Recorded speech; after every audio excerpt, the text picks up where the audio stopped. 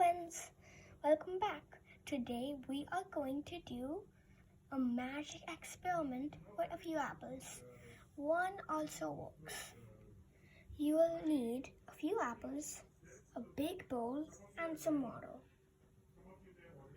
So first, get some water and pour it into the bowl. Now the magic begins. We need to fill up at least 3/4 of the bowl with water. There. Now let's keep one apple inside. Oh my gosh, it's floating. But why? Because it contains 25% of air. Let's check with the other one. Oh my god, it still works. Do you see the bubble? That was a little air coming out. And this is the experiment. Bye.